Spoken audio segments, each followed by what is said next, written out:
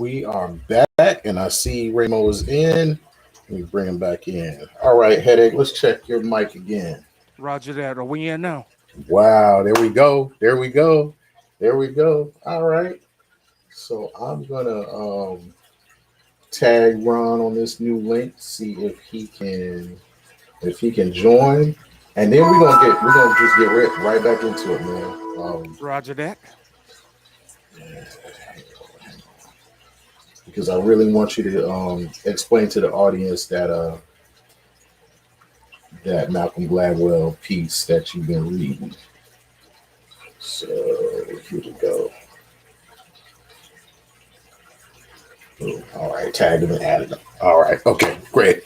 All right, folks, we are back. Sorry about the technical difficulties, but that's what happens, working with tech hardware. You got to figure things out as you go. You see, I changed my camera angle. I tried to get back in. My camera wasn't even picking up. So using this Bluetooth camera, it didn't work. So whatever. But we're here. We are back, and we want to get into that conversation. It's really interesting because you brought it up in our conversation before this book by Malcolm Gladwell, and I know he's addressed some things about these mass shootings. So for the audience who may not be familiar with him, go ahead and kind of give them a summary of Malcolm Gladwell. Malcolm Gladwell is a gentleman I came across, oddly enough, by Gucci Mane. He swore up and down by him. If Gucci is on it, if Guwap is on him, I said I might as well go ahead and give him a spin. Let me down a rabbit hole to the tipping point. And the tipping point, it speaks upon epidemics in the culture and how things, they pivot from one point, they plateau, and then they take a drastic dive into the opposite direction. The same thing has happened in music. The tipping point that we're at right now are with mass shootings. The only problem is that the shooters are getting younger. His biggest selling point in the tipping point is the theory of broken windows. And the theory of broken windows speaks upon, say that you have a vehicle that's broken down and you leave it on the side of the road and the windows get broken out. A few people are going to walk by and not pay attention. And then all of a sudden, somebody's going to notice it and think that it's okay to do it, to go ahead and vandalize the vehicle, which is where we are now with children becoming shooters, whether it's mass shootings, public shootings, shooting of each other.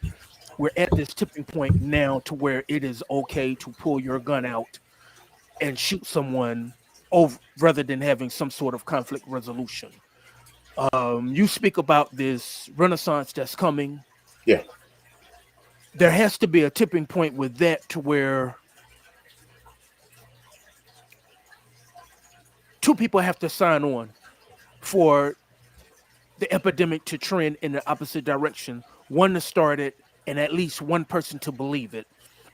And I've always been a fan that change doesn't necessarily happen with one person, that you need a minimum of two people, that you need the one to start it and you need the second person to actually carry the message forward, the believable message forward. Like he was saying with Paul Revere and his ride, because Paul Revere he was credible in the community.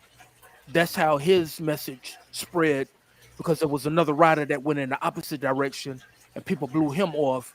But Paul Revere's message, it reigned supreme over everyone else's.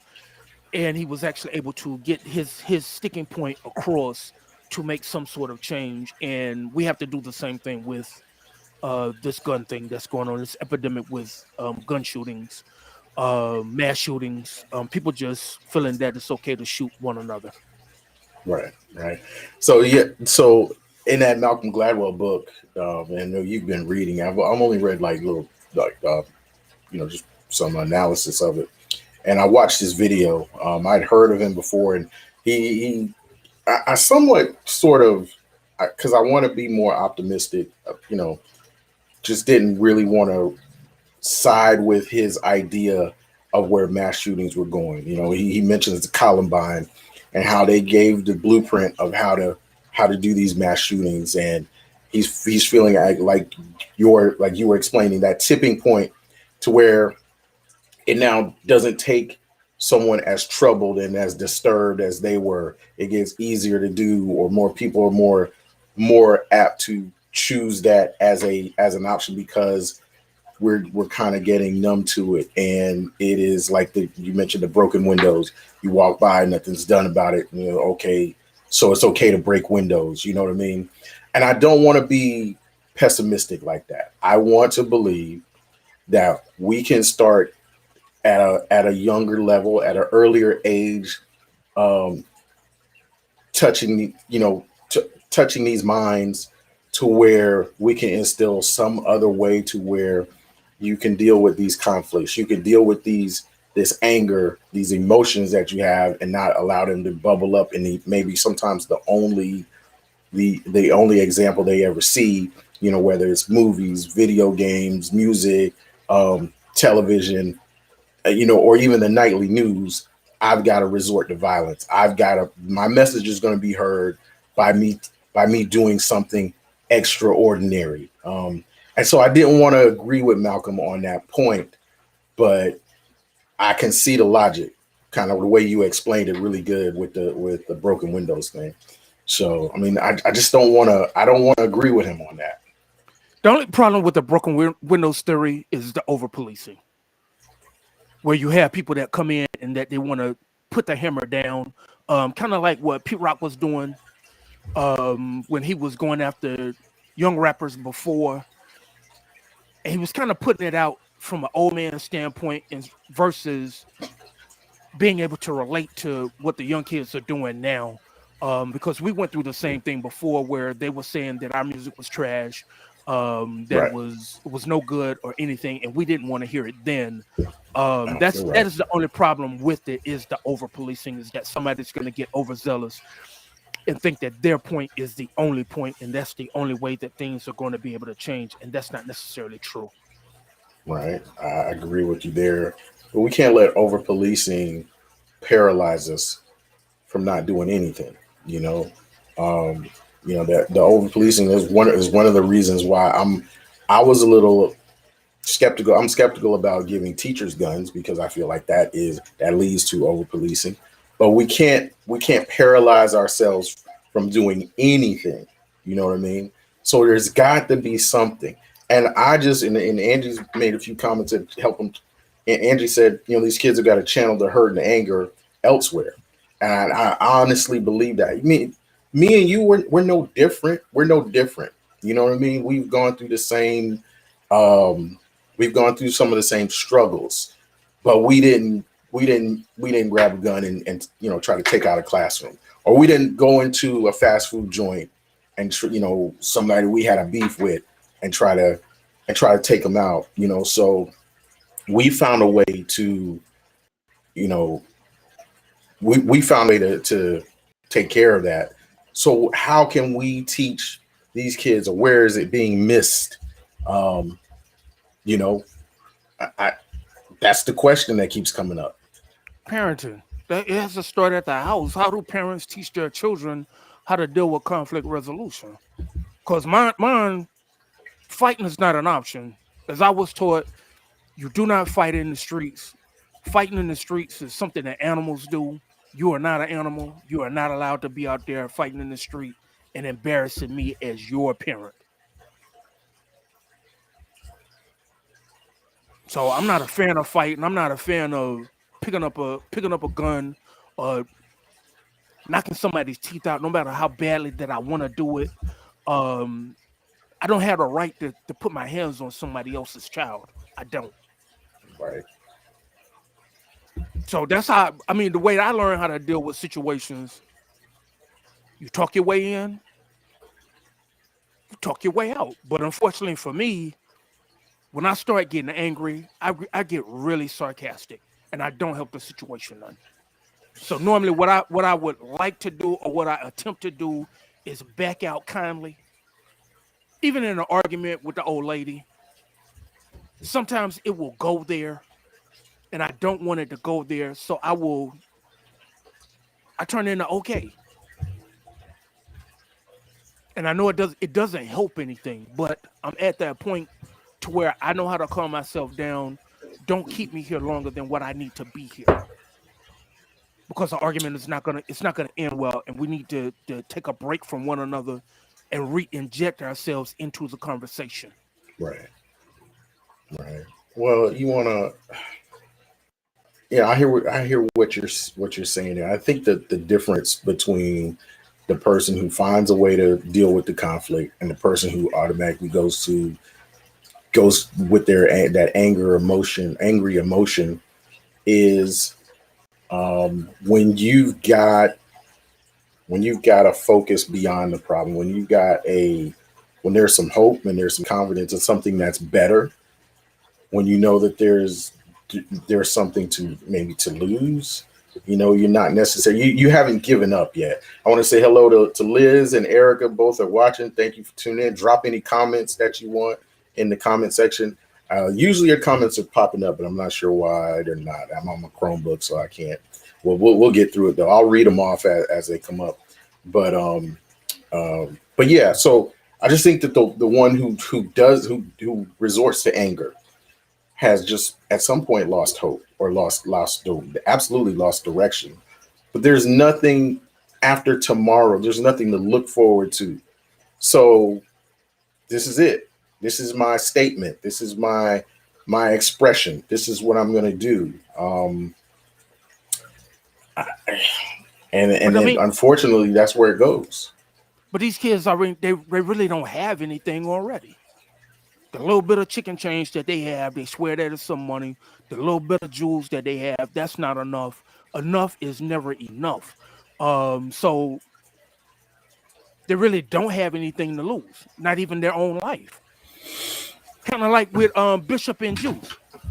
That's the only thing that I can liken it to, was when he said when he when him and what's called him was at the locker, when him and Q was at the locker, Right. or when he told Fats, I'll end your life. You don't have nothing. You don't even control your life. I control your life. And these It's, kids are in the same predicament.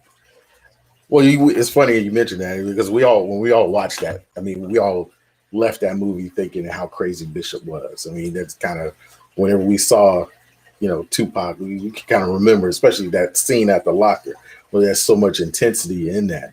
But in that movie, a good example again, in that movie, there were kids in that group, kids who had an eye on not just today.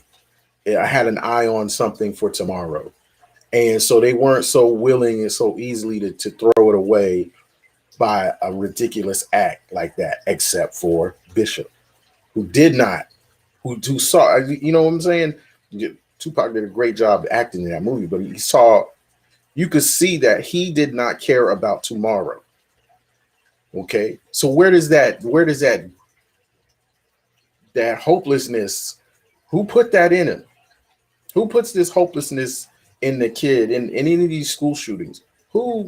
Where does this hopelessness come from? I don't know if Gladwell touches on that. See, Gladwell was just he talked about disturbed kids, and he kept going back to that Columbine situation, which is horrible, and they really put some thought into it and planned it. But where did that sometimes people are just just are taken over by just an evil spirit. But a kid who has, before the shooting happens, has expressed their anger, has shown their frustration, has maybe done some things that are like, okay, there's a sign there. Who put that in them, and who cultivates that? Who makes it grow?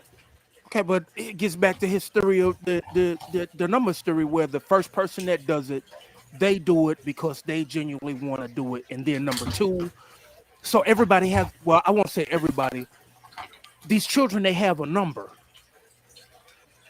And now, unfortunately, now it's trending to where it's the thing to do. Well, and it's not even a cultural thing anymore or ethnicity anymore. I'm thinking it's becoming societal.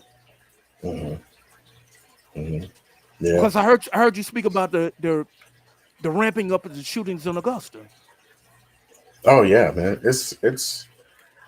I mean, I don't want to say it's hasn't happened before, but because we've seen it before, but just all of a sudden, just these last couple months, I don't know. I just maybe it's because it's being reported more, and it was already happening, or maybe it really is just increased. But stuff like this normally doesn't happen during the winter time. You get your 1 or 2 shootings during the winter time, but as soon as the heat ramps up or the temperature goes up, people's temper go up just as well. It goes up just as fast. So one of the comments that, again, thank you, Angie, for the comment, is some kids don't believe they have value. I think that is absolutely true statement. That lends to someone being able to do that. I think, and they're looking for some type of acceptance, likes. You know how we talk about this generation, they want the likes, they want the attention. They're looking for some like and some kind of attention, and it leads to maybe an act like that where they get it. Some people have argued that we should not be putting their name and their picture out and talking about them by name. You know what I'm saying? So, that argument was in the past. They're looking for the fame, they're looking for the notoriety, and maybe we shouldn't report on it by using their name, giving them that. Okay, but even if you look at the word nothing, if you go ahead and you break that word down, if you split that word into 2 pieces, when you have no things, it will make you feel like nothing, or people will make you feel like nothing. And these children, they have no things. So whatever it is that they're looking for, it's not enough. They don't have it. Or this thing with now where it's the epidemic of it's cool to disrespect people. And you're supposed to take it. Yeah, the disrespect thing, I think, has been around for a little bit. The But it's the conflict resolution is what we aren't used to seeing or implementing, or used to like they really should teach conflict resolution starting like 4th or 5th grade, definitely before you get to middle school. You can't, people, you're going to get disrespected. It's going to happen. Adults are going to say things to you that are going to, it's going to rub you the wrong way. But it's how we respond, and what are we going to feed, and what are we going to encourage, and what are we going to discourage? We've sometimes fed into that. Hip hop definitely has. You can't talk about me, you can't disrespect me. I got to do something about it. Look at these young kids now, these young rappers now doing, just literally getting on songs saying, hey, they did this to you, man. What are you going to do about it? So that, we a lot of times we talk about toxic behavior. That right there feeds into not necessarily mass shootings, but it feeds into responding out of emotion, responding violently. Jason Wilson, that's who I was looking up. The karate instructor, the martial arts instructor, that went viral with the video with the young man that was crying. And he stopped him right in the middle of what they were doing. And he had a conversation with them and was asking him, why are you like this? Why are you here? We need a lot more of that, to where actually people have some sort of place to fall. Okay. Asking those tough questions. I agree. But then, I mean, we don't even ask ourselves those questions, much less you're right.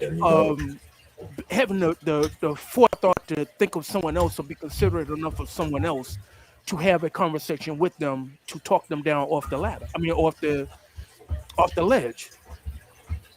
Because I mean, I find myself having to do that is when I start getting angry. I have to ask myself, what is this about? Who am I really angry with?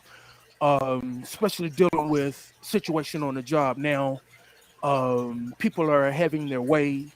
They're getting to do whatever it is that they want to do, but I'm expected to give everything I have while other people get to walk around, and it's making me angry. But I'm not angry at the people.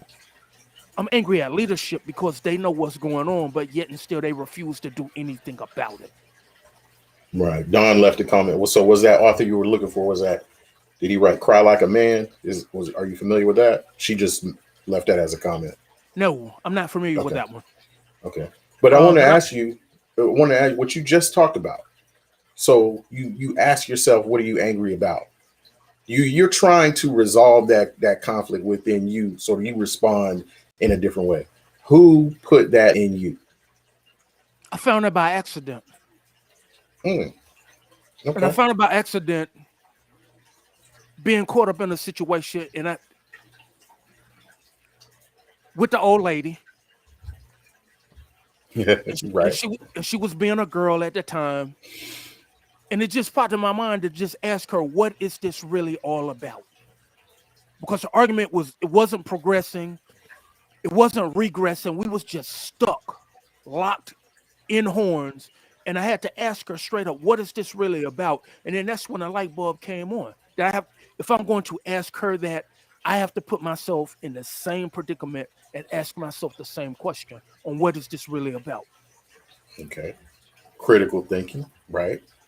So so how did you develop that skill? Because that's missing. That's missing Miss in P, these kids. that's Miss Peace. That's Miss Peace all over again. She really changed the way that I thought, the way I even looked at thinking.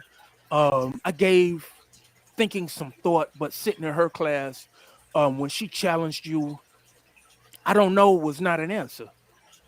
Mm, And she was not going to stand back and look for, I mean, accept a manufactured answer. Also, my mom, she said that when I was a child, um,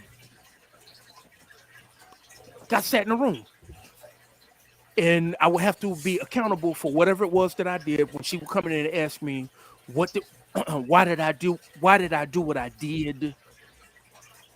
You better produce an answer, and it better be better not be the right answer. It better be an honest and an earnest answer. okay. So I'm seeing a little bit of some patterns there, because I've been in that situation before too. So obviously, good parenting helps you develop critical thinking skills. Good parenting helps you develop conflict resolution. But as a kid, you've got to implement it. You've got to use it. Don said that Cry Like a Man, Fighting for Freedom from Emotional Incarceration is the book's name.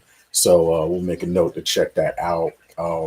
But I love that title, Emotional Incarceration, because if you're not equipped with those skills that you were mentioning, then you're going to end up being you're going to act out in some type of way. Not all of these are mass shootings, but you're going to cuss somebody out at the job and cost yourself employment. You're going to become a bad coworker, almost unemployable. You're gonna be a member.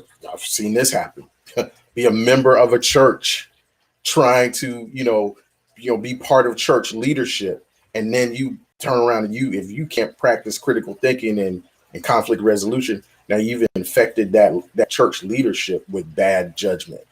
It just goes on. It doesn't always manifest in the school shooting, but it goes on kind of throughout different aspects of our daily walk. You can see it. You see it in, sometimes you walk into your favorite retail store, and the coworkers back there, just there's somebody back there just had it that day and cannot handle conflict resolution, and you sitting there and they're just letting somebody have it right there in front of every customer in the store. And you can kind of see that. You know, by the time a kid gets to middle school, you start seeing the ones that are going to be, you know, sort of trouble. You know, you hate to label that, and the never. I'm just telling you, you hate to label it. You never, and you don't want to. You don't want to. You don't want to label that kid and keep them from, you know, doing it. That's why I always talk about how I got into coaching, because I wanted to help those kids handle that kind of stuff. I wanted to like put them in situations where they got to handle that kind of stuff. But by the time they're in middle school, they're sort of set in those ways. You know, I'm not going to say names, but there's people we walk the halls with that you just know when they show up. Listen, when they show up to a party, it's time to leave. I'm not saying any names, but when they walk in the door, it's time to go. you know.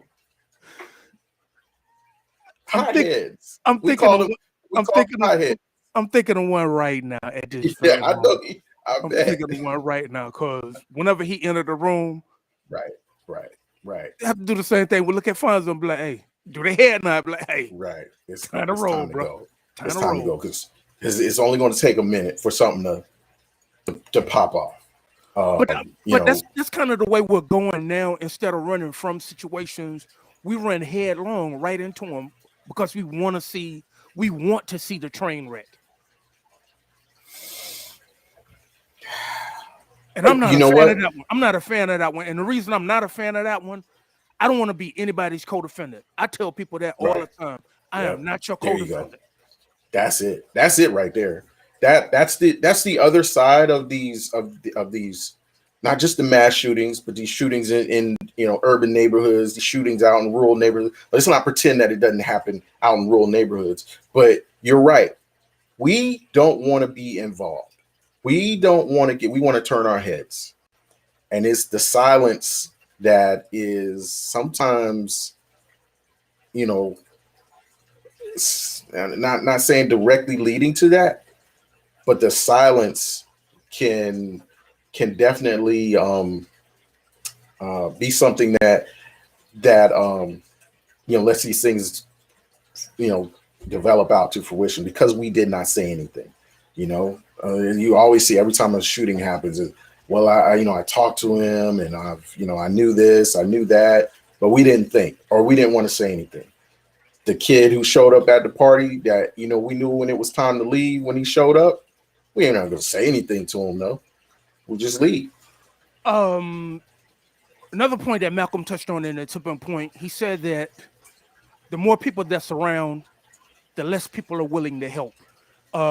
It's easier to shuffle the blame off to somebody else. He had an experiment where someone was acting like they had a seizure, and he started with one person in the room, in the adjoining room, and more times than not, if there were 2 or more people in the room while the seizure was going on in the next room, people would be less likely to help versus somebody being there in that situation where I have to do something versus somebody has to do something.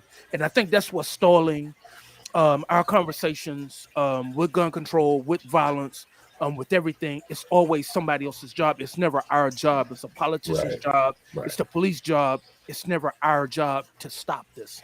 Right. So that's our tipping point. It's not. So I want to use Malcolm Gladwell's theory in the opposite direction, to where one of us has said something, 2 of us has said something. Now we start a movement to say, look, we need to intervene. We need to say something, before or stop walking away thinking someone else is going to clean up this mess. I want to see the tipping point go that way. And I think at some point, and like Gladwell said, someone gets tired enough to say, I'm going to do something about it. I'm going to say something. I'm going to do something. I'm going to fight for legislation. I'm going to band together with parents at this school. And at least at this school, we're not going to let this happen. With all that's going on this week, with these shootings just happening all over. Maybe it'll push people to do that.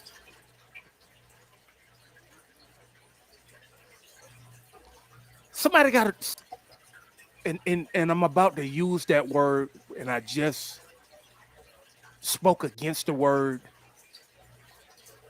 but it's hard to combat this stuff when somebody that has all of this bling is in this ear telling you, go ahead and do it. Be just like me. I'm not telling you to be like me, but do what I do, and you will have what I have. And then you got a million voices over here that's whispering, you really don't want that. And that's what we are. We got this one loud voice on this side that's overpowering 100,000 little tiny voices that's whispering, you really don't want to do this. You really don't want to go to jail. You really don't want to end somebody's life. You really don't want to mess up your own life. And this voice over here is saying, but what about the money? What about the girls? What about the bling? What about this? Look at them. They don't have this. Look at me. I have all of this. And you can have it too if you do what I do. So, okay, but that won't resonate with a kid who knows their value. Like, I mean, you can say a lot about the music and the movie. We saw it too, but there was just like, as in our minds, I can't do that, or I'm not going to do that. That's not who I am. That's not who I am. And then there was the kid who just dove in completely, wasn't really, I keep thinking of people we went to school with, weren't really street gangsters. They weren't even built like that, but they dove in. Because they found some type of value, some type of acceptance, some type of value, pride in doing that and being that. No. What is that? You find a reward in it. Reward. Okay. You will continue to do the same thing over and over and over again. And we as men, we learn our lessons tragically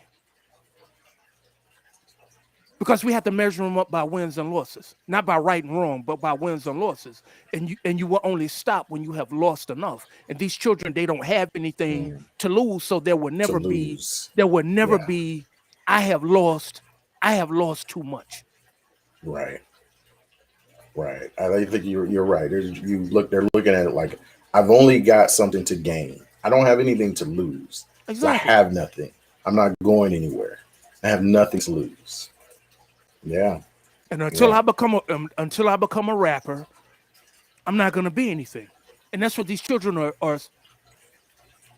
They're telling themselves in an indirect way, unless I become a rapper, unless I become something substantial with money, I am nothing.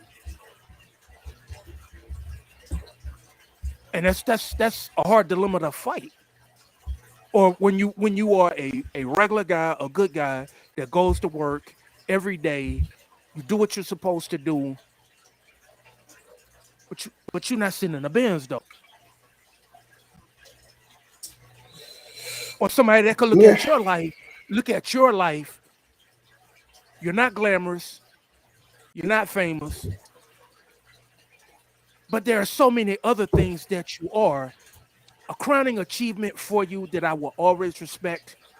You are somebody's husband by choice.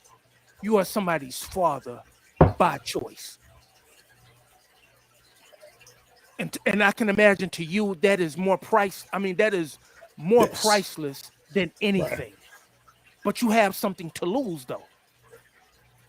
Be it with a glamorous wife and wonderful children that don't give you a whole bunch of headache that you don't have to worry about in the middle of the night.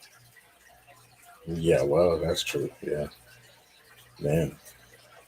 And a lot of kids, they don't see that light at the end of the tunnel. That I got a good wife, I got good kids, we have food to eat, we have a decent place to live. I don't have to look over my back. I can go where I want to go, and I'm happy. Mm-hmm. So it's taking guns out of out of hands. And we talked a little bit about this last week. Is taking guns out of hands one of the answers? At this juncture of the game, I'm not so sure.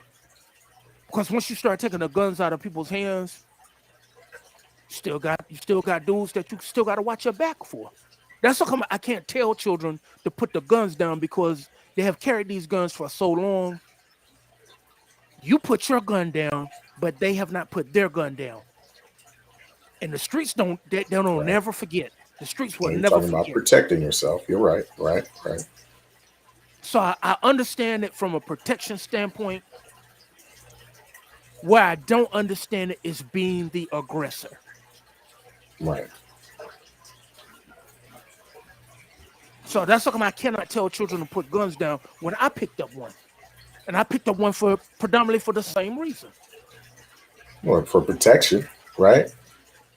Yes. I mean, I'm not against that. I understand owning a gun for protection. I'm okay with that.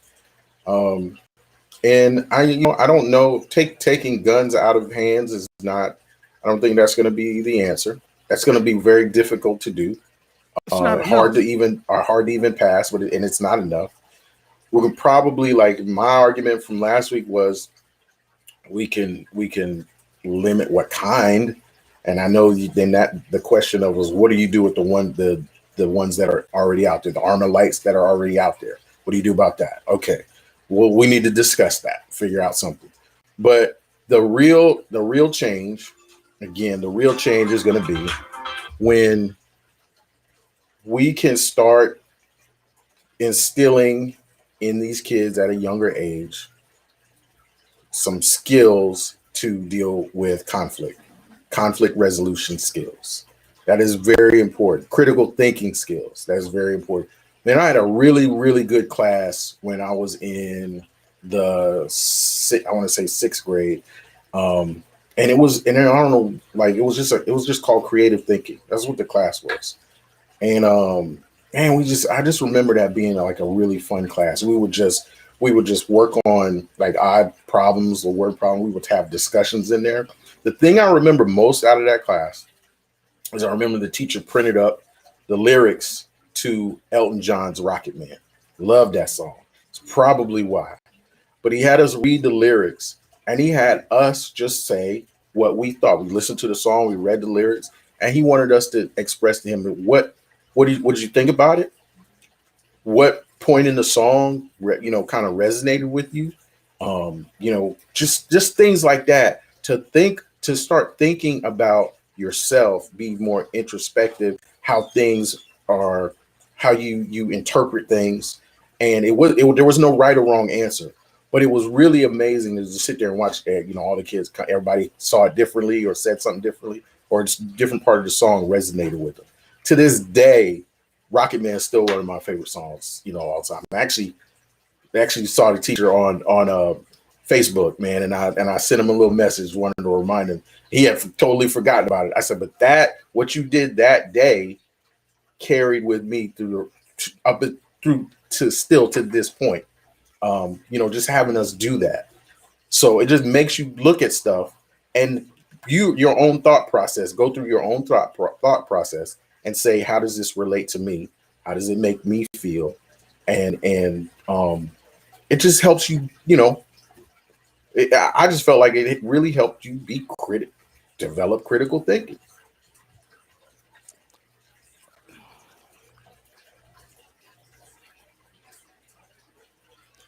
Okay, but see, that's the thing though. You had people to help shape your school of thought. Right. But now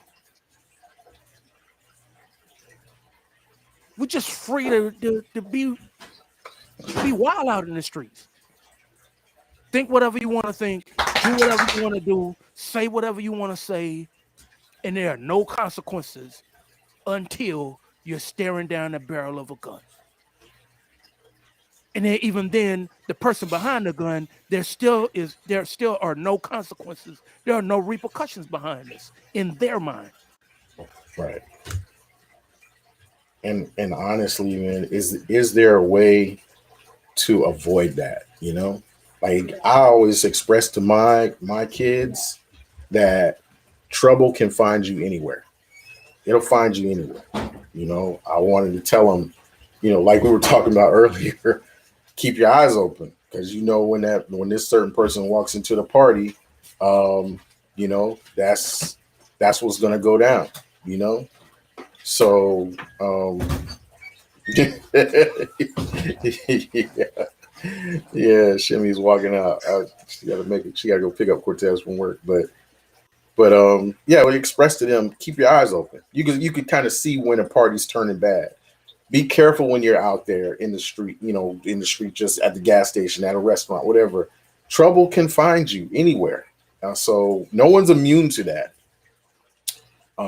But we got to find ways to like where we can try to de-escalate something. I think it's funny. Like I don't know about you, but maybe our generation. I know for me, uh, come home from school. I watched a lot of reruns. You know, a lot of. Right. That's why I watch a lot of retro TV. I learned. I'm honest.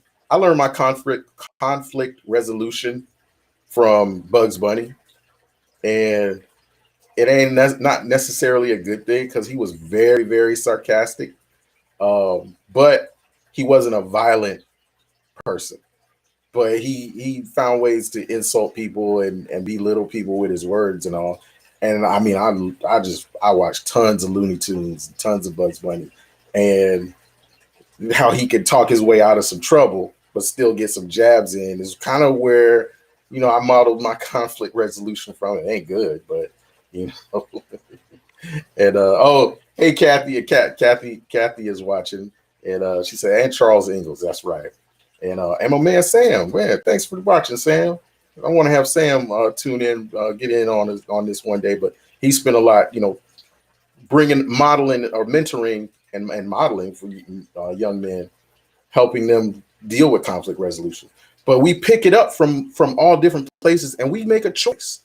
Either you're going to be just out of control with emotions and just respond with violence, or you're going to find a way to win the day, keep your health and your life, and move on, and find ways to get out of this. The biggest thing with conflict resolution that was most appealing to me is Japanese culture. They're slow to anger. Even when they are angry, you know it, but you kind of don't know it.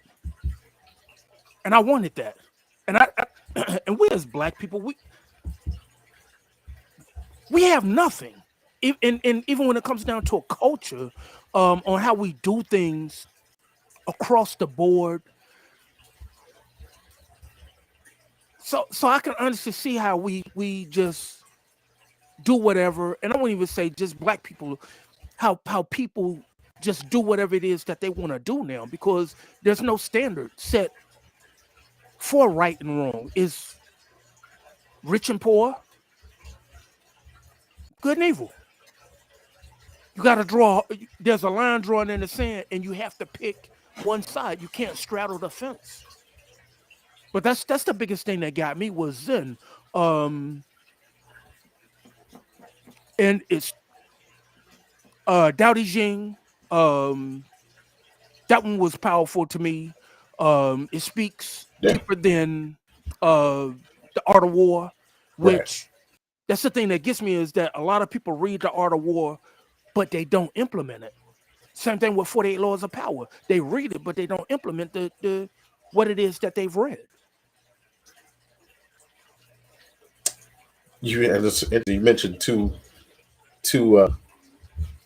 really old books that I've read. I've read them both, the portions of the Tao, and I've read Art of War. Really interesting books, but I've read them with just wanted to expand my mind. But Art of War is really good. If you're into coaching, read Art of War, because I mean, that's really what it was, is an ancient manual of how to be strategic in battle.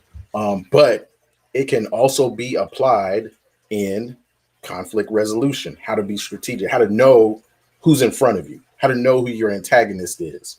Those are really good books, but you got to go find that. You got to go seek that. No one's telling you to go. No one's in school saying, "Hey, read this book right here." You got to go find it on your own. It's not appealing anymore. It has no appeal because at one point in time, I mean, you couldn't find that book. Just like the same thing with William Cooper's book, Behold a Pale Horse.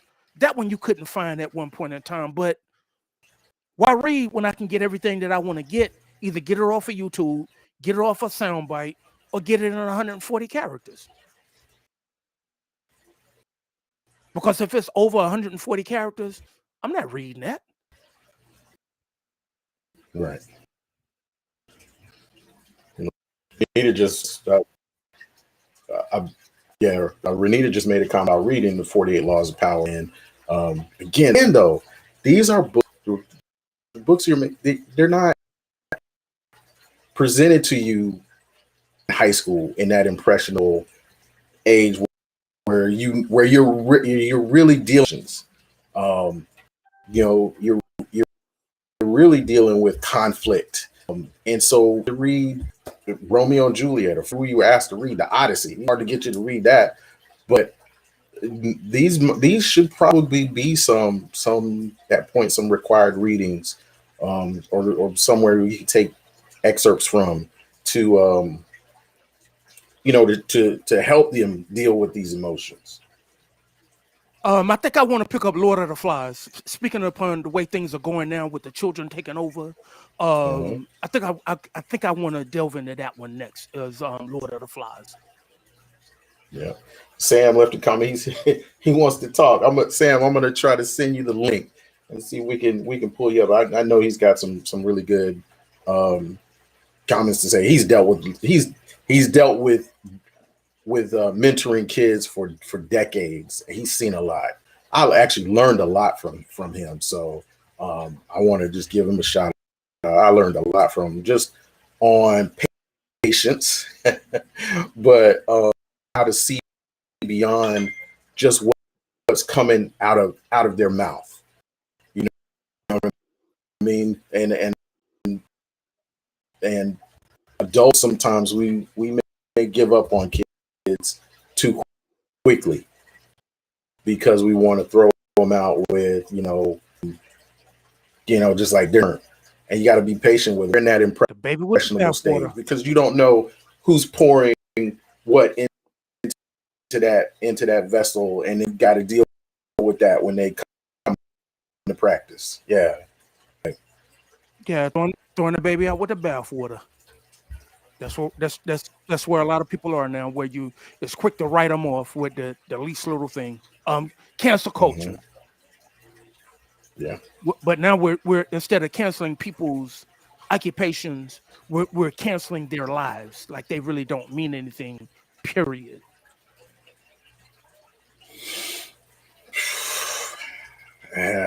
Now cancel culture, that's another one. That's probably another topic we could jump on in another show, because that's gotten, that's another buzzword that's gotten a little out of hand.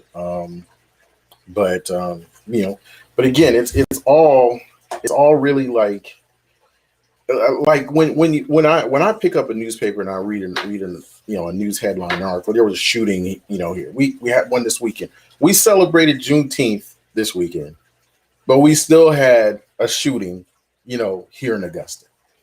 And so when you read that, it's just heartbreaking, because you read it, you sometimes see how the age of the person, what time with this happening, and and I don't know about everybody else, but a lot of times for men like us who kind of grew up where we did, I always look at it as, man, that could have been me. When I got to that point in my life, let me tell you. So when I got to that point in my life where, wow, that could have been me. I could have been there. How? Man, because that's what I'm trying to tell you. Like I told you, I tell my boys, Trouble will find you anywhere. Don't be like these people that packed up and moved to the suburbs and think that it's not going to touch you. You've got to deal with these emotions and this conflict that's going on in these kids at the source. You got to get them before they get to middle school, and you got to start teaching these kids how to handle conflict, because all it does is grow and fester, and then one day it manifests itself in some type of act of violence. It may not necessarily be a gun. They may just pick up a bat. They may hit somebody with a wrench. It is going to, some anger is boiling up in them, and they don't talk about it because we're not asking them about it. We're asking them, let's put it on the parents, and because that's the ones who are dealing with the kids every day. Where, hey, what do your grades look like? I need to get you some clothes. You need some money to hang out with your friends. Here you go. We're not asking them, who are you hanging out with? What does this person want out of life?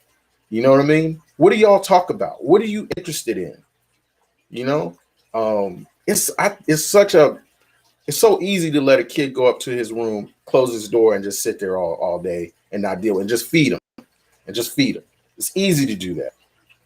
But you gotta go up there, you gotta open that door. I do it all the time. Open the door and just stare at them. What are you doing? Come down here. Come in the den, let's watch a movie together. Mind connected on all. Dude, I learned how to play Pokemon trading card games because that's what they did. I had no interest in it. None.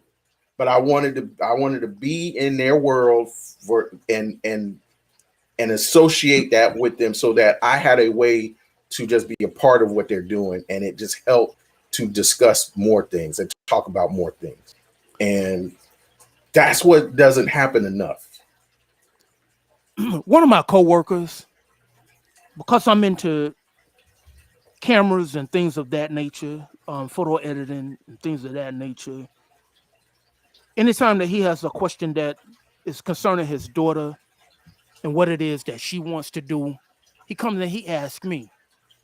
So when I start talking to him, or when I start nerding out on him with the information, I don't know about this stuff.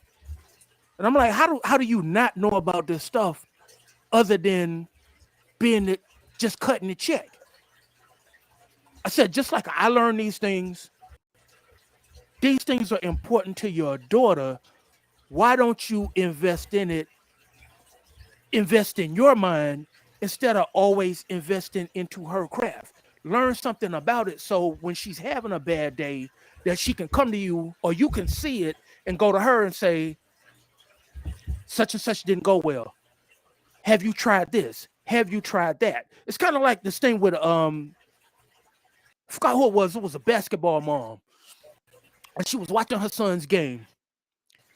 Game got down to the last free throw. He missed the free throw. She called him. She initiated a conversation before he was able to, and she was able to actually point out how the game got away from him way before that last free throw. And a lot of parents don't do that. They wait till the free throw is missed and the game is over, and then they want to start getting active. And you can't do that. And my biggest fantasy as wanting to be a parent, Saturday mornings, what I wanted to do as a parent, if I had been blessed to have children, pick one of my children, we go to breakfast, or we go do something that they wanted to do. Do that for each of the two children that I wanted to have. Do that with the old lady. And then do it as a collective, so that each person would feel like they are my favorite person, or you are my favorite child, even though both of you all are my favorite child. But that was what I wanted to do, to be able to take them away from everything and it just be about you and I, and whatever it is that is on your heart, whatever is on your mind, go ahead and get it off. That is what I am here for. And I do that with my friends. If you don't have anybody else to talk to, two things I make sure get paid: The mortgage gets paid, my cell phone bill gets paid. So just in case, if you need somebody to talk to, I am here. So you mentioned something kind of real important where you said you went back and, we were talking to you before you started nerding out. And Sam made a comment about cultures, raising people that are in different cultures. There has when we were kids, nerding out, was not was just not acceptable. You know what I mean? Being somebody that was into science fiction or fantasy or anything like that, that social factor pushed you away from that. So a lot of kids learn to bottle things up and not expose themselves, not talk about it. Because the most important thing in middle school and in high school is being accepted. For most kids, there were some who could deal with not, I'm just not gonna, conform, and it's okay. But most of us, we wanted to be accepted. Period. So nerding out was not something we could develop. We couldn't really want to go there and do that and embrace it like we wanted to. But when you did see someone who did, especially if you had it in you, so if you just saw someone in middle school or high school who was into photography like that, you may have developed that earlier rather than later. And I don't know when you actually got into it, but you see what I'm saying? It just, there was these social factors that pushed us away from that also taught us not to talk about it. You know what I mean? Which again leads to bottling up those emotions, not being able to express yourself, being angry, it all leads to that. Okay, but don't we nerd out on different aspects? Because you and I at the locker, we nerded out over sneakers, we nerded out over girls, over technique. There's always a way to nerd out without being a nerd. You can be a cool nerd. And I always advise young kids, you better if you want to do something with your life, you better put you a nerd on your team. If you want to be successful, you better put you a nerd on the team, because that nerd, they will find a way to get in. But I mean, like I said, we nerded out over basketball. We most definitely nerded out over music. Oh yeah. Yeah. But I'm going to repeat Angie's comment here. She had a nephew who was really smart, but he would purposely not ace a test to be cool. Okay. No. That's not, hey, that's a real thing. That's a real thing. Thank you, Angie. That is a real thing. I have done that. I have done that, man. I purposely missed stuff so that I would not get an 100 or an 80 or not, so they don't be like, well, dude, you this, you that, you know what I mean? To at least just, it's funny, but look, when you're in middle school, when you're in high school, man, those are those are social factors that affect you. Oh, look at you laughing. See, man, that's why I ain't tell you nothing, man. That's why I couldn't. It's not that. It is not that. Look at you laughing. That's why I ain't tell you nothing. Look. Listen. I'm gonna tell you this. Okay, and for the people that are listening, and you don't remember this, but I don't know if I mentioned it to you. Hold on. I need to explain to you why I'm laughing. Okay. The reason I'm laughing is from two aspects. One is from Lil B's aspect. Everybody else was trying. Lil B was not trying. Lil B was just doing stuff just to be doing it because he was Lil B. Everybody else got on board and they tried to be Lil B. The reason I'm laughing is I'm looking at it from my aspect. Because if I'm dumbing my stuff down, right, and you bringing me your test and you got a 70 on it, I'm looking at you and I'm not laughing at the situation. I'm laughing at them because you actually tried. And it's the best you could do was a 60. Yeah. That's Well, why look, I'm laughing. hey, I had to tone mine down to come to you. You can't come to where I am. I'm up here and you can't get up here. So I'm coming down there to hang out with you to see what it's like. That's why I'm laughing. That's why it's funny to me. Because you tried. And you well, hold tried on. your very best. First of all, I wasn't gonna get no 70 now. I ain't doing that. I ain't doing no 70. Okay. But I ain't gotta ace it. You know what I'm saying? Like I was real strategic with mine. I'm like, look, dude, I can get out of here. I'm good. When I get me an 80, 82. I'm good. Let me figure out how many I can miss. Boom. I turn it out. I'm gonna tell you two things. Two things. First of all, I'm gonna put this on you. You know, we dub you as the Toxic Avenger. I'm gonna put this on you. So me, you, Fonzo, and I think Bo was with us. So we went out to Fort Gordon to play some ball. We like to do back in the day. I remember this clearly. I'm gonna tell you how you can't. Like, I'm just telling you how the social factors are where you just can't let your emotions out when you're a young man. So we go to play some ball, right? We out there, we getting it in. Ain't like I was really good, but I'm gonna give it 110%, right? So, dude, soldiers out there talking junk to me. He talking trash. He talked me out my game for real. I mean, I was shook. I didn't want to take a shot. I was gonna turn it over. Everything he said I was gonna do, I was trying to hurry up and get rid of the ball and do it. So y'all are getting it. Y'all are doing it. We end up losing the game. This and that. We get back in the car, and then man, Fonzo, he mad. You kind of mad. Oh, he driving back, and it was like, man, that dude, he's talking this, da. And then I say, in a vulnerable moment in the car, I say, man, I ain't gonna lie, man, I was a little scared, man. Dude talked me out my game. You laugh, Bo laugh. Everybody, all y'all was like, man, what, man, you sucker, you this, you that, blah blah blah blah. And but I'm gonna give Fonzo credit. He's like, man, I'll let nobody talk me out my game. Oh, this, that. You shouldn't let that dude say nothing to you, man. You was giving it to him at first, and you let him do that. I was like, yeah, man, you right. But that changed my. First of all, made me shut up. I can't be vulnerable around y'all no more. That made me shut up. But but it also made me a little more angry, a little more like I don't want to be disrespected like that. But y'all laughed, and I'm just saying that's a lighthearted situation right there. But that is a real situation for young men in middle school and high school where they cannot say how they are feeling because they don't want to be laughed at. They don't want to be ostracized. Hey Sam, I sent you a link. If you click on that link, I should be able to bring you up. I wanted to get a couple comments from you.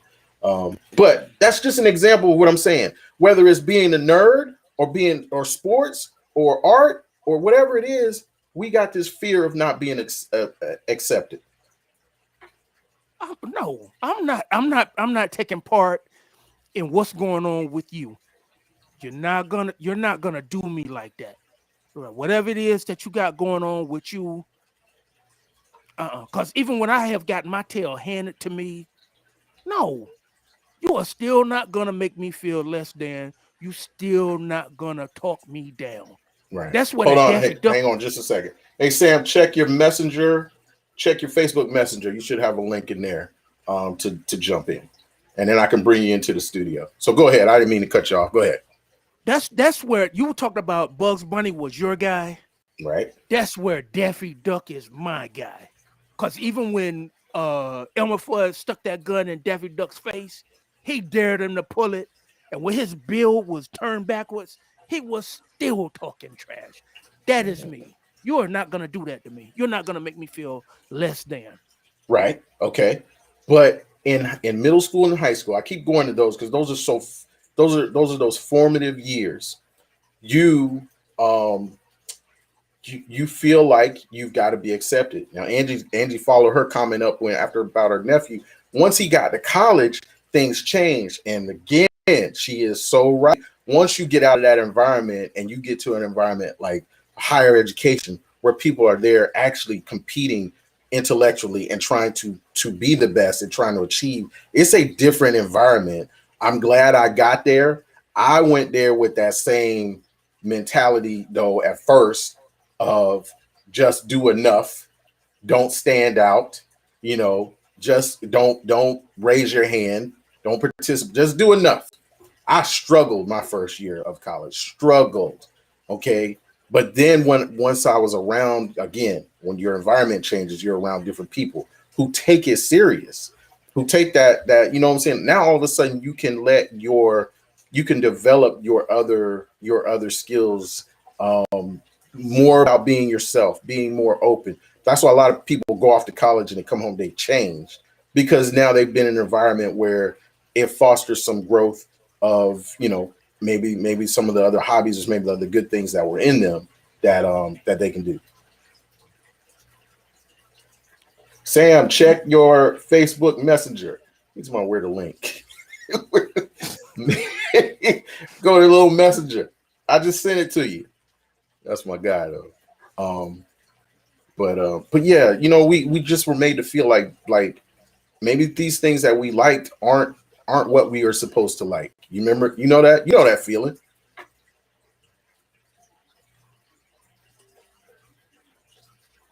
Yeah, I'll say that. I'll say that. Yeah. Because Our I mean, culture. I've Yeah. always been on the opposite aspect of everything, even when it came down to girls. My boys, all of them loved the little light skinned Jones with the long hair. I wanted to Okay. go the opposite Ain't direction, nothing wrong with that. Yeah. and it's not because I couldn't compete against them, but y'all do that over there. And if I know y'all the way I know y'all, if they letting y'all dive in the pool like that, and I know y'all like that, I'll go find my own pool to dive in. But I've never been a fan of following a crowd. Right. Because I mean, there's not enough space. There's not enough resources over there for all of us. And then we're gonna start bickering and fighting and all the rest of this stuff for the little tiny bit of resources over here. When I got a plethora of resources over here that I can have all to myself or with a limited number of people. Right. Right. Good comment, Angie. Yeah. Yeah, yeah. When you're going off to college, you're invested in that. Either you're getting a scholarship or you're paying out of your pocket. You got to make it work. So it's a different mindset. You're a different maturity level when you get there. But those formative years, in school are so important. I think maybe that's why you and I kind of, bonded or clicked because we didn't want to be the norm. We didn't want to follow the crowd. We're really, really like there. You always have that maybe group of kids that are in high school that really want to be themselves, and are and you just got to look for someone who's like-minded or someone who else that has that confidence. And sometimes these kids that are acting out with this anger, that are going to these violent things, they don't have a social circle that helps to foster that independence, that independent thinking. They need that. They need whatever their social circle is to accept them. And if that social circle is involved in street violence and gang violence or whatever, then they're going to be drawn into that. Price of admission. Right. And that's that price of admission for its acceptance. That one, it has gotten higher. The price has gotten higher, and the return on investment is very low because you hardly get anything.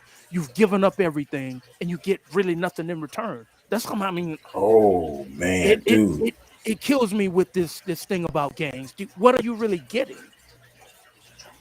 other than somebody else's Wow. beef that you inherit? Well, the psychology of the gang is you are actually you're getting what you feel like you're missing. You actually feel like you're getting love. Like if if these kids were just loved, they wouldn't seek that. That's what people say. I mean, I don't know how true that is. I do see some uh where that does make sense. But yeah, man, this comment came in from Kathy. Really, really good comment. I want to read that off to you. So we raise our kids to be who we want them to be instead of helping them find themselves. We don't encourage them individually. She is so right. So right. Because being around kids, coaching, talking to the kids, talking to their parents. You know how many kids I've coached playing football or basketball who didn't even want to be there. They didn't even want to play. And I'm gonna give you an example of a kid who's so talented. I coached him for 1 year. Long arms. He was young, probably like ninth grade, was already taller than or as tall as the tallest person on the team. I'm like, he was built to, like, dude, you're built to play basketball. You got it. And he played on the team, and his cousin played. His cousin was a little shorter, but his cousin wanted it more. But natural ability, this kid had it. And I remember asking him one day, because he just wasn't motivated. I asked him one. I said, what is it that you do? What do you like? What do you do? He said, I'm into doing like videos. I'm into doing podcasts and creating videos and music. And I'm like, okay. And he played 1 year, didn't come back and play the next year. But I told him, take your passion, do it. If this is not what you want to do, that's fine. I said, take your passion. I said, if you want to play ball, I'll teach you the game, and I'll make you. I wanted him to play. Now, don't get me wrong. I want him to play. But I said, don't feel like that isn't something you can pursue. I'll support that 100%. As your coach, I always ask him, hey, how's it going? What you working on? I still talk to him to this day. And he played 1 year. Still talk to him. Him and Cortez are cool. And then I'll see him on FaceTime, like, what's up? What's going on? What you working on? Da, da, da, da. I'm doing this, and and it warms my heart to see that he followed his passion. Ooh, when you do that, that keeps you out of those toxic social circles. You know what I mean? But apparently that passion word, that's a dirty word. That's why I'm reacting like that. Passion is looked upon as a dirty word now. Because people don't have passion. They got the bag. And that's supposed to be, I guess, that equals to passion. But same thing with happiness. That's the hammer that I always swing. And I will hit anybody with that one about happiness. That, to me, that is vital. Being happy, to me, is life or death to me. But that word passion, right? Ooh, that's a powerful word there. Well, it is that people do not give credit enough, because once you start delving into that word passion, you have to examine, who are you? What makes your heart bleed? And a lot of kids don't have that. I won't even say a lot of kids. A lot of people don't have that, especially once people start having children. I've asked several people, what is your dream? And 9 times out of 10, they've always told me is, I don't dream anymore. My dream is for my kids. I want my kids to make it. But then how do you teach your children that dreams are possible if you don't have any at all and you are the most important person in their life? And I understand the importance of giving up things. I don't want people to think that because I don't have any children that I don't understand that. I do understand that there are certain things that you have to put in the back burner. But does that mean that you have to give up everything? And then what does that say about your children, that you've given them this job? Or is you can't be a person anymore, is I'm your dad now, and if it wasn't for you, I would be this. But because you're here, now I can't be this. Well, the danger of that is when your kids are your only passion. When they grow up and move out, you lose your drive to get up, in the morning. So and then you're right. You've taught them, you've taught them that put everything on hold, for your kids, which and we understand that thinking. But it's also important for your children to see that you have dreams, that you have aspiration, that you have a passion. It's healthy for them to see that.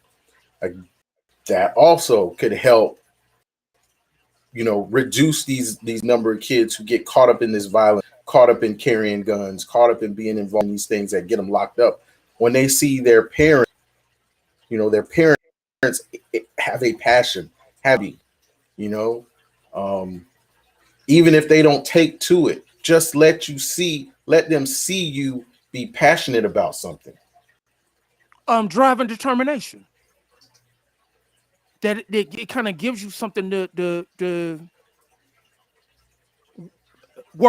worth ethic, to where you have to be committed to something and you have to see it all the way through, good, bad, or indifferent, but you're seeing it through, that you start something and you see it all the way through and you just don't give up, or you give up hope and pick up a gun and go end somebody's life. Um, yeah.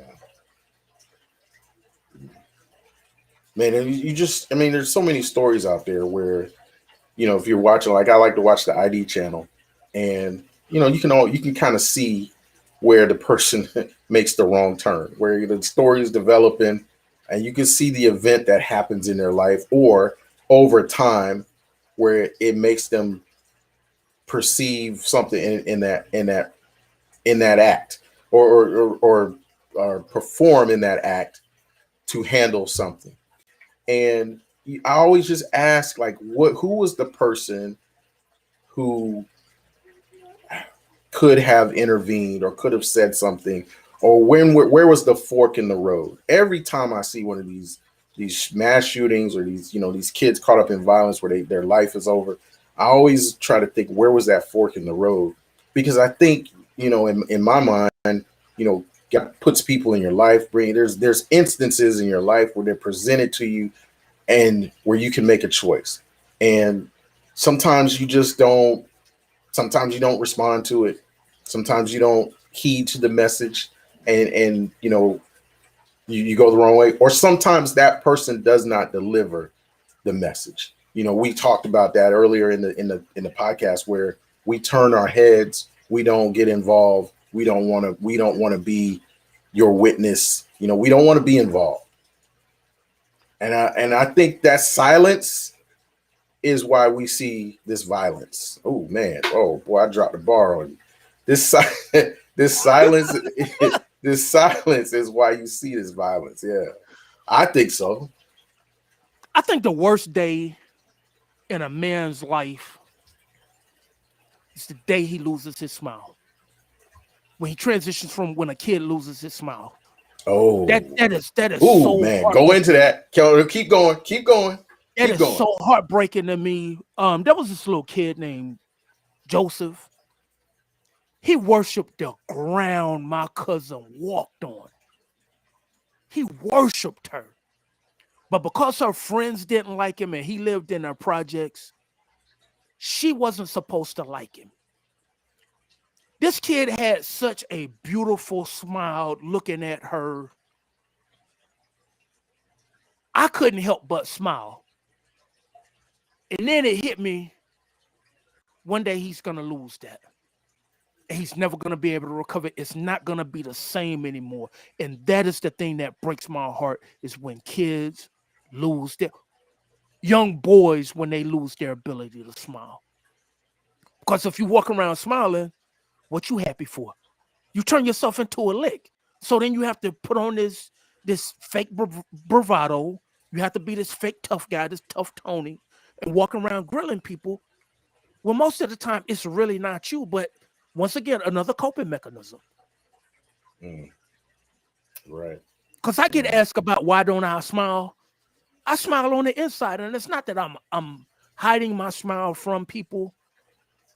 I enjoy being with me. So that's for me. That's the one thing I can have for myself. I'm cool with me.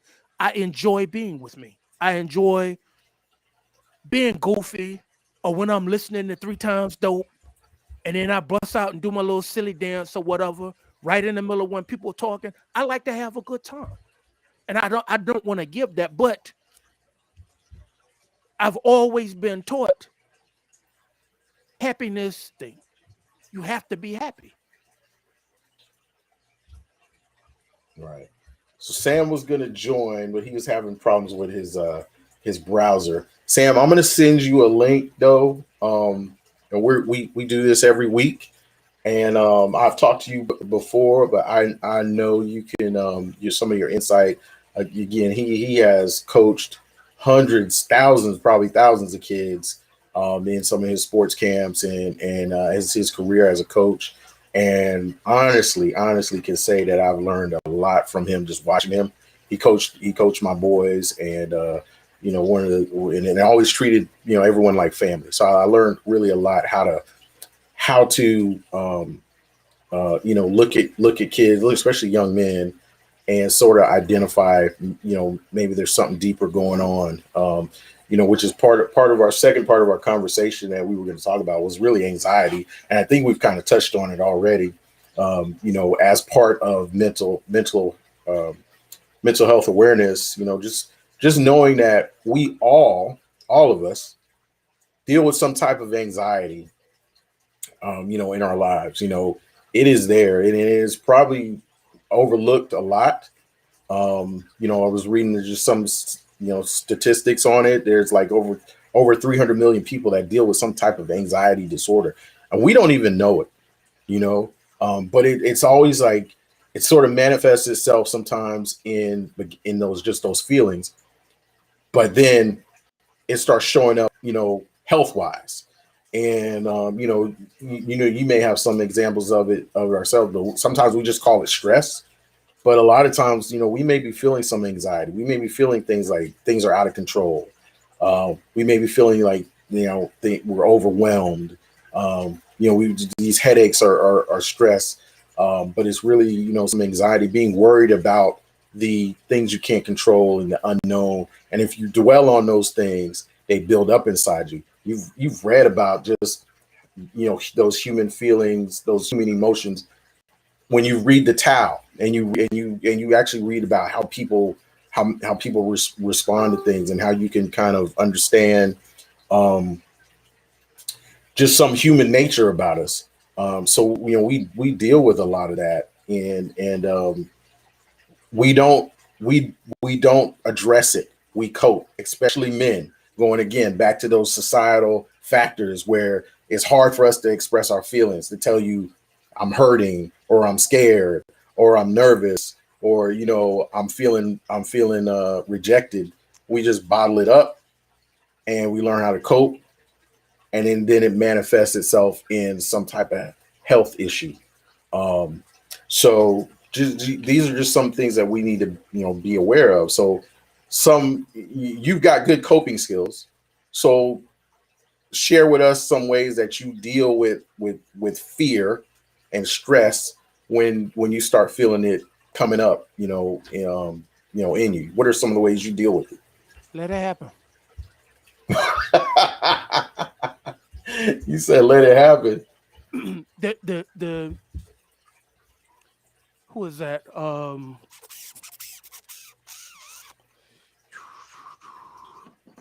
My Zen guy. He Alan Watts. The reason that I deal with Alan Watts so much is he deals with mental topics from a Zen aspect, and that's the biggest thing that I have taken on for 2022. I don't believe in New Year's resolutions. I believe in new life revolutions. So now my the place where I want my life to evolve and revolve around is letting things happen. Don't overthink it. Don't overcomplicate it. Let it happen. Whatever happens, deal with it. Deal with it right there, right then, and right there, versus letting things fester, especially over things that you can't control.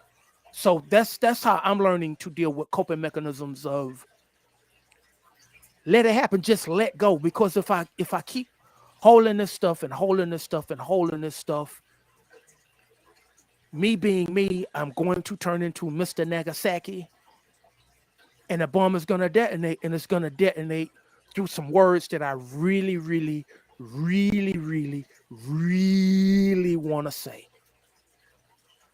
But the struggle with that is I feel I'm fighting a feeling of fakeness because there's things that I want to say, but there's things that I don't say. So that's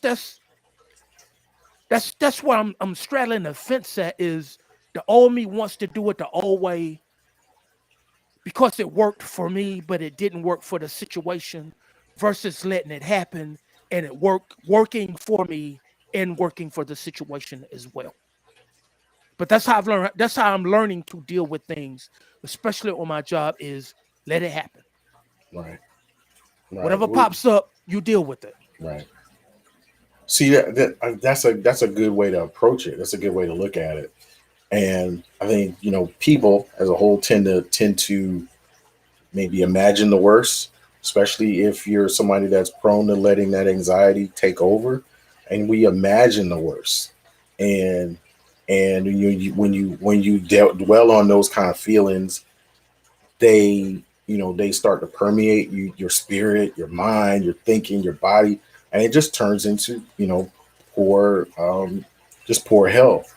And men, and I've had this conversation with women and men before, groups of talking. We deal with a lot of things and it's unseen because we've been conditioned and taught to, again, since middle school and high school, you bottle that up. You don't show that weakness. You don't show that you're having a tough time, and you bottle it up and you deal with it. And, again, I'm no doctor. We're not professionals here, but that's why a lot of times you have these men, just suffering from these heart conditions at a young age, high blood pressure at a young age, stress could turn into weight gain. Sometimes just unexplained, you see somebody, they just start gaining weight, and it's stress, and it's you taking on the possibility of the worst happening. A lot of times it's the job, and then it's your relationship, the family at home, those type of things. There's so much on his shoulders, especially if you've got a family, that it begins to weigh you down. It makes it hard for you to get up in the morning. It makes it hard for your cognitive skills start to decline.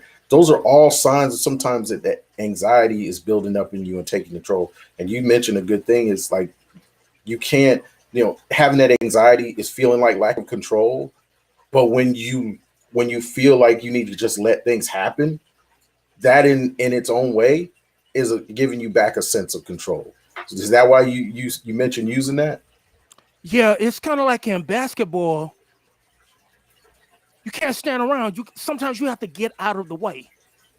And me sometimes, and I've done that on the court, is where I've coached myself on the court, and I will say things to myself like, "Move, get the moving head.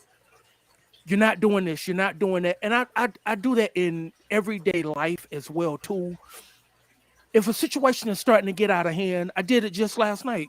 In the break room is where I had to tell myself, "Go ahead, get your food, get out of here. Don't engage in this conversation." I literally had to tell myself that out loud. Get your stuff and go. Or I used it, get your ish and go. This is not your conversation. This is not your fight. Get your stuff and go. And I have to do that, coach myself through situations, because if I don't, I will inject myself in there and I'll hang out too long. So sometimes the best thing is to just not get involved in things in the first place. And I know this is difficult to pick those times, but I mean, I have to ask myself, do I have something to contribute here? And if I don't, keep it moving. Mm-hmm. Yeah. Kathy's comment on that, she said she'll sit with it, acknowledge it, recognize it as valid, accept accountability if the shoe fits. Accountability, the cardinal rule of self-transformation. Yes. I agree with that, but I'm going to say this, and not necessarily disagreeing with her, but I don't want to hold on to my anxiety. I don't want to feed it or foster it. I can sit here all day long and imagine the worst. I had a lot of anxiety raising kids because I would imagine them going out at hanging out with friends, and I'm imagining the worst. They even said that to me. Oh, you were always like, oh, this is going to happen. And I'm saying, I just didn't want something to, I just didn't want to lose you on a just a whim on a reckless night because somebody had a bad night. So yeah, that would happen from time to time. But what I'm trying to do, over the last few years and now is you trying to only dwell on the positive and only dwell on the things that I have under control. Be aware of what I want and just go out there and make it happen. And if darts get thrown at me or if hurdles get placed in my way, it doesn't mean that I can't get there. You know what I mean? Like I no longer take failure as a bad thing. Failure used to sit on me really hard, and failure used to paralyze me. That used to give me anxiety for moving forward or making a change. And that I think that happens to a lot of people. Yep. But when we dwell and it happens when we dwell on it and we don't dwell on the possibilities, like jumping out of, like, you ever used to jump out of a swing as a kid? You ever used to do that? Sure. Okay. So yeah. So let me describe it to you like that. The people that are listening. So, 8, 9, 10, whatever years old, you got to swing on the playground, you get it going, get it real high, right? And you want to jump out of the swing. And we used to do that. We just try to get further and further and higher, right? And when the only time you could go further than where you went before is not when you were looking at the ground, because you got really scared after you got real high. You started looking at how high you was. Some kids wouldn't even jump. No, stop. Grab the swing. I'm not jumping. But if I just kept my eyes on the up, on this, whatever, the tree line, the sky, whatever, I was going to go further and enjoy it a lot more than if I was looking down. And that's kind of how I look at, like, anxiety, failure, and then the possibilities of the positive. We got to dwell on that. And if you just dwell on it, even if a hurdle is put in your way, if you're still looking at the final result or the thing that you want, you're going to get over it. I just feel like that. And so I've tried to implement that and not let anxiety, because anxiety will eat you up. I mean, really, physically, emotionally, mentally drain you to where you're no good to anybody. Dick Gregory, piece of advice that he put out that helped me to deal with anger as well. He said that when you get angry, that's like letting the air out of your own tires. Nobody else is going to care. Deal with the situation. And the two books that I reached for off of my library with anxiety and when dealing with situations was Ilyana Van Zant's In the Meantime. She has the regular book, and then she has the companion that goes with it. These were paramount in my development as well too, because she forced me to go back into my childhood, far as 5 and 6 years old, and then walk my way forward to see how I got to where I am now, what was troubling me at that time, and to be able to release it. Mhm. Right, and the same thing I feel can be done with anxiety as well too. Is you have to track the source Yeah. and be able to walk through the source and not just be paralyzed right there in that moment, or Right. paralyzed with fear and I can't move forward. Um, Crossing the street, either you're gonna cross the street or you're gonna stay on this side. You cannot get in the middle of sit down in the middle of the road and get mad when somebody hits you. You have to expect that somebody is going to run over you if you sit down in the middle of the road. You have to get up, either have to go forward or go back where you came from. You can't Right. just stay in the middle. Right. Right. That's a good example. And I think the people that get hit before they even cross the street are saying to themselves, well, I'm going to get hit anyway. Uh-huh. It's gonna Yeah. happen. I'm Right. just waiting on the other shoe to drop. It's It has going to to happen. happen. Yeah. It, It's it going has to to happen. happen. It has to happen. Young lady that that I know, she told me once, nothing in life ever is going to happen. Anything good in life is never going to happen to her. She said, because I know that failure is right around the corner. And I asked, I said, how do you live like that? She said, it's just it's just what I do. Mm. It just, nothing in life has gone well for me. So I can only see the bad, kind of like with the goldfish mentality, where if a goldfish has been in pain for the last 5 minutes, they think they've been in pain all of their life. That there is no tomorrow. There's only a gang of yesterdays stacked on top of one another. And I think a Mm. lot of people are dealing with a bunch of yesterdays, in that Yes. they do not see a tomorrow for so Yeah. many yesterdays. Right. Yeah. But I And I mean, think that, you do have to find somebody to talk to, yeah. and unburden yourself to. Well, yeah. I mean, it's one of the things about anxiety, I think that, the things that I read is that people will tend to isolate themselves because they're focused on that. They're just so literally paralyzed with the anxiety, the fear. They don't even want to, almost don't even want to get up in the morning when it really grips you. Like there are certain levels of it, but they isolate themselves because of just the fear of the unknown or the uncontrollable, and that always is something that leads to a bigger problem, or manifests itself in a unhealthy way.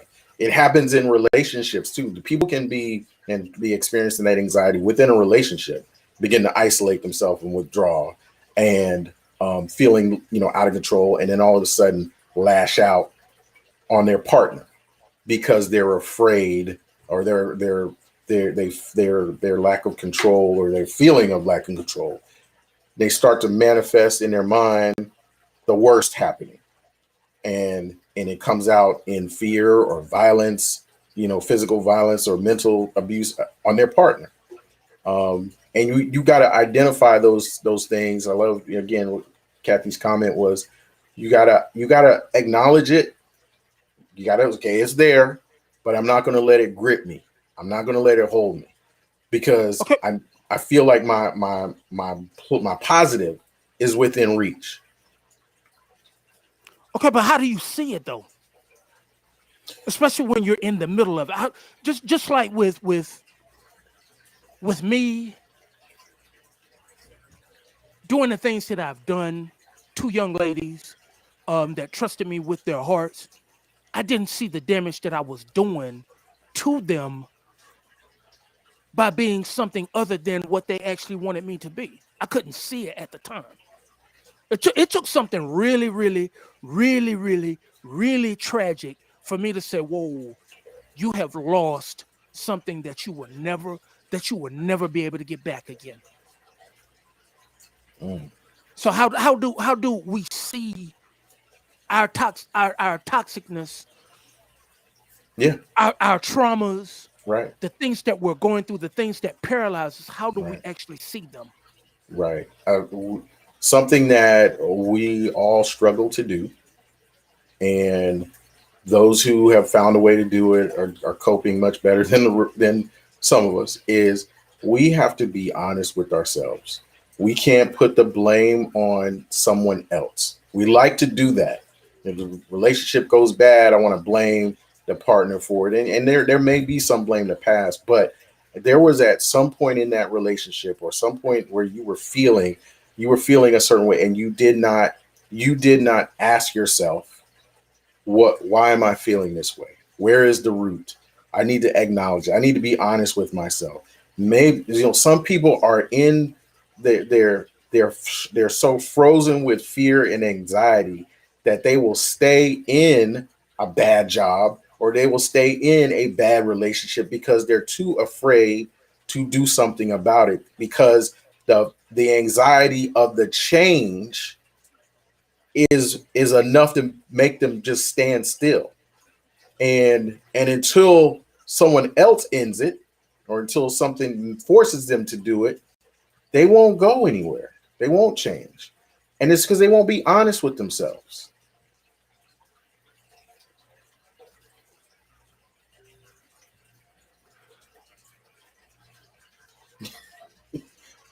You marinating on that, and I'm while you're thinking on that, I'm gonna drop Kathy's comment on you. She said, "I was married for 24 years. We grew apart. He said I changed. I was 16 when we started dating. Of course I changed. So we're divorced. We're divorced 3 years and great friends now. She's absolutely right. Absolutely right.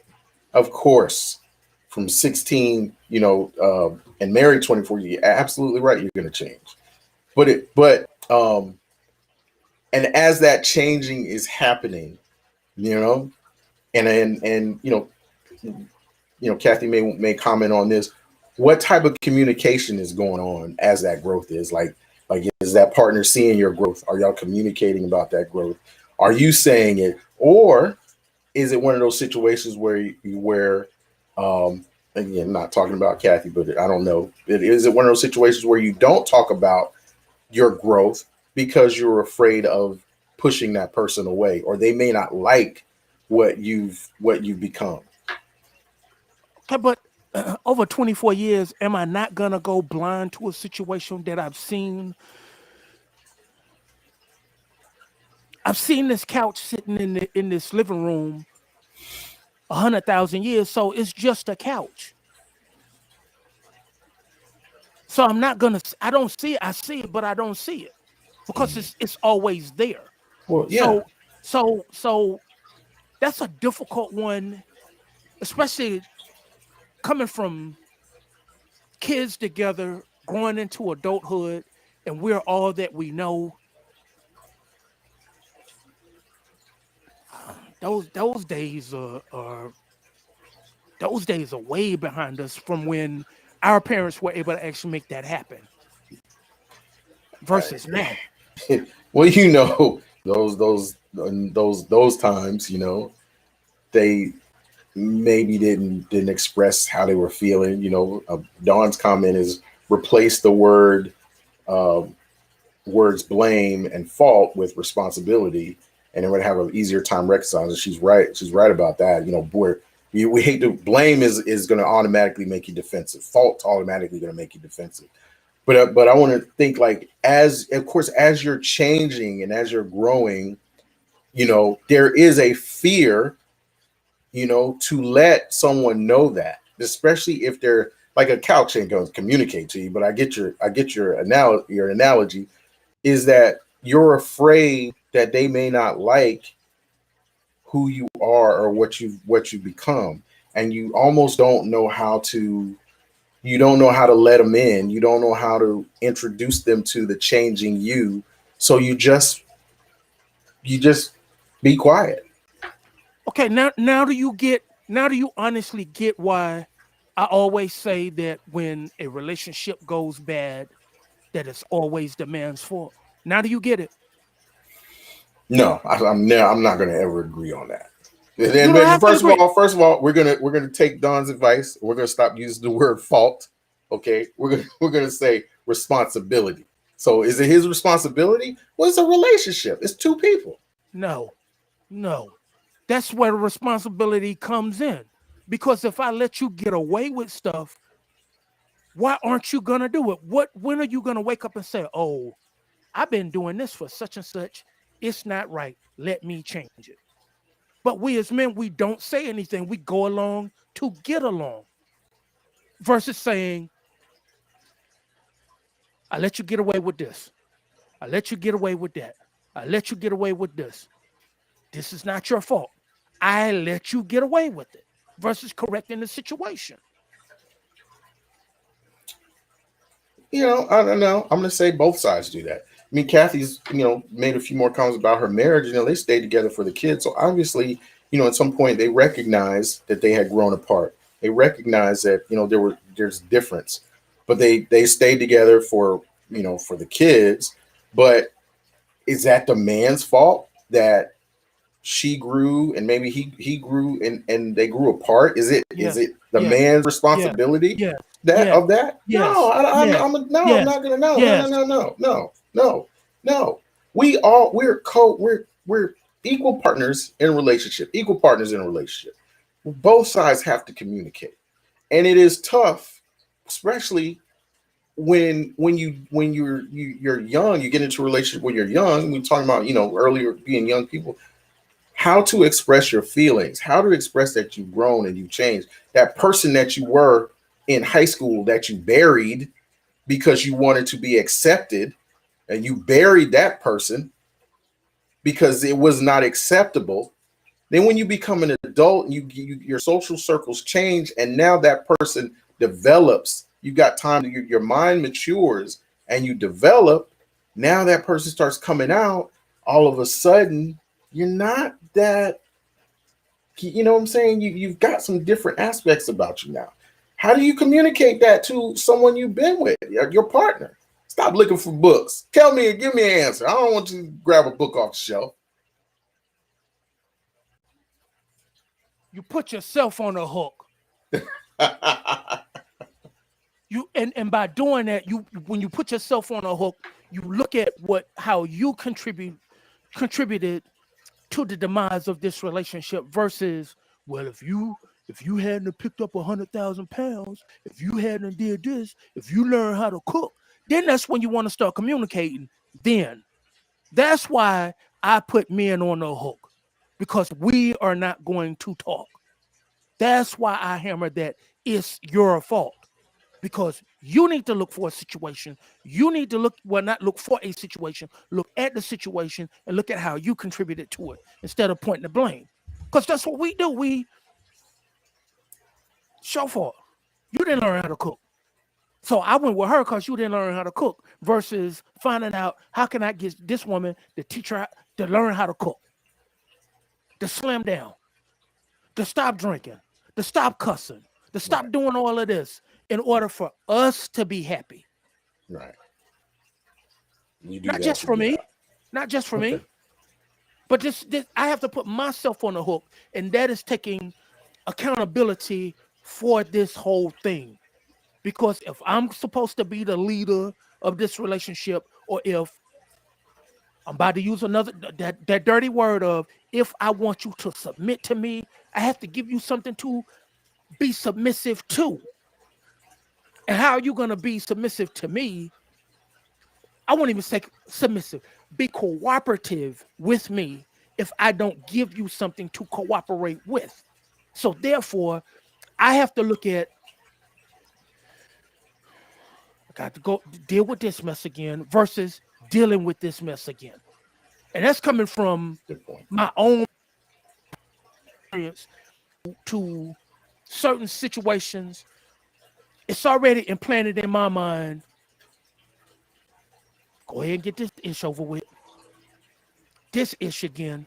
Versus dealing with the situation. And that's my fault. That's not somebody else's fault. That is my fault. And I should deal with that. Not put that on them because I don't want to deal with them because of something that they did. It's something that I'm failing to do. Right. So that's my fault. And when a relationship goes bad, it's a dude's fault. She's just being a girl. She's being what she knows how to be.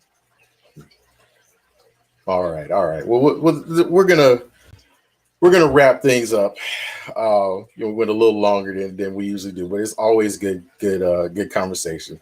What you were just saying there kind of leads us into some things we're going to talk about next week, because your example there is when they start trying to assign fault and blame. We're going to call that gaslighting.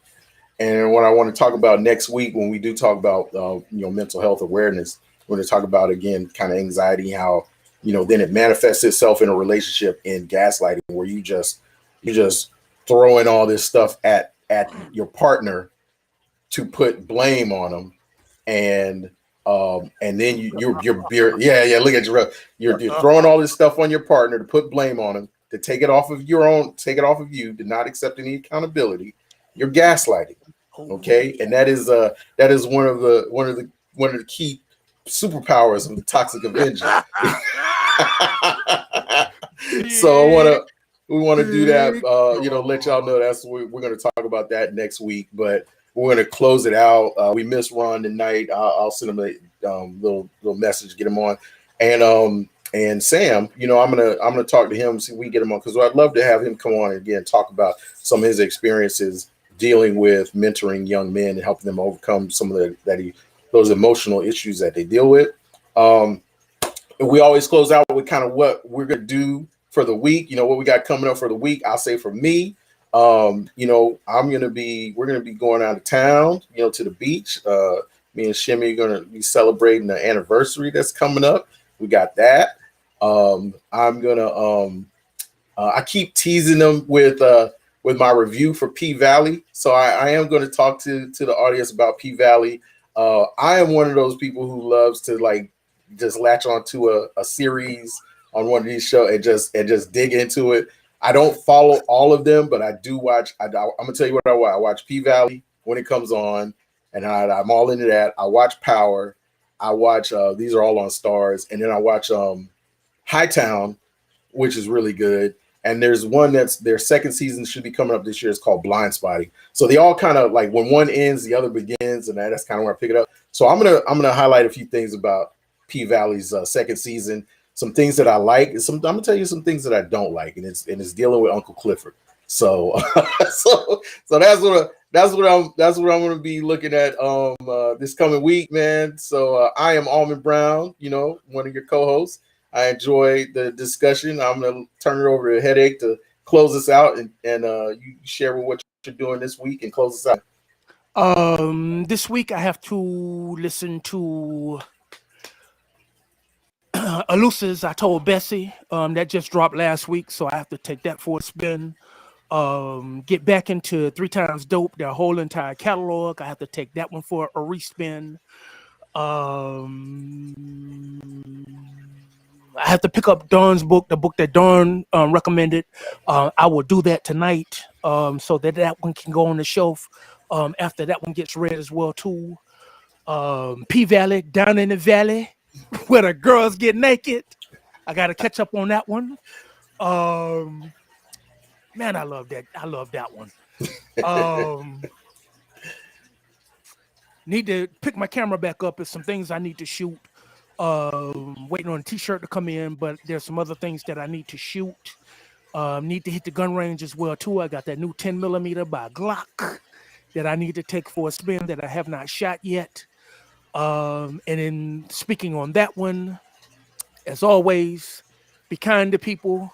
If you can't be kind, be yourself. If you can't be yourself, be well. Shoot paper, not people. All right, and that's going to close us out. Tune in next week for our next episode. And with that, man, we are done. So thanks everybody for joining. And ShelfSpace is signing off. You talking about Uncle Clifford? I had the nerve to talk about Uncle Clifford. You want to